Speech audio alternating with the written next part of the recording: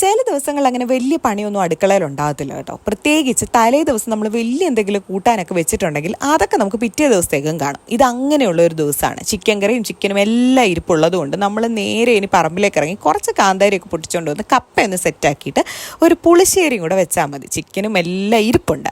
അതുകൊണ്ടാണ് ഇപ്പോൾ രാവിലെ നമുക്ക് ബ്രേക്ക്ഫാസ്റ്റിന് ദോശയും കടലക്കറിയായിരുന്നു. ഈ ദോശയും ഇഡ്ഡലിയൊക്കെ ഡെയിലി കാണിക്കുന്നതായതുകൊണ്ടാണ് ഞാൻ ഇന്ന് അത് ഷൂട്ട് ചെയ്യാഞ്ഞത്.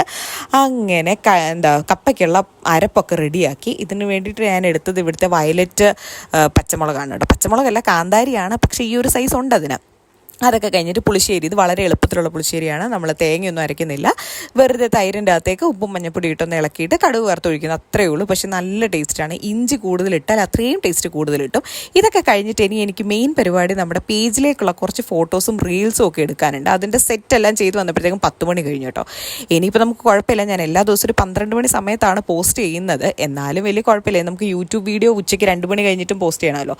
ആ ഒരു രീതിയിൽ ഞാൻ പെട്ടെന്ന് ഫോട്ടോകളൊക്കെ എടുത്തു. അപ്പോൾ ഇത് ഇൻവിസിബിൾ നെക്ലസ് പാറ്റേണിൽ വരുന്ന ഒരു മാലയാണ്. ഇത് നമ്മളിപ്പോൾ പേജിൽ ഇന്ന് ഞാൻ പോസ്റ്റ് ചെയ്തിട്ടുള്ളതാണ്. അതിൻ്റെ തന്നെ വേറൊരു മോഡലും കൊണ്ടുണ്ട്. അത് ഞാൻ നാളെ പോസ്റ്റ് ചെയ്യാൻ വെച്ചിരിക്കുന്നതാണ്. അപ്പോൾ ഇത് അടിപൊളിയാണ് കേട്ടോ. ഇത് സ്റ്റോൺ വെച്ചിട്ടുള്ളതാണ്. പക്ഷേ ഇട്ടപ്പോൾ എനിക്ക് കൂടുതൽ ഇഷ്ടപ്പെട്ടത് മറ്റേ ഒരു ലക്ഷ്മി പെഡൻ്റ് വരുന്നതാണ്. പിന്നെ ഒരു നെക്ലസ് ഉണ്ട്. ഇപ്പോൾ ഇത് 3ആണ് സെയിലുള്ളത്. വാട്സാപ്പ് ലിങ്ക് ഞാൻ താഴെ കൊടുത്തേക്കാം.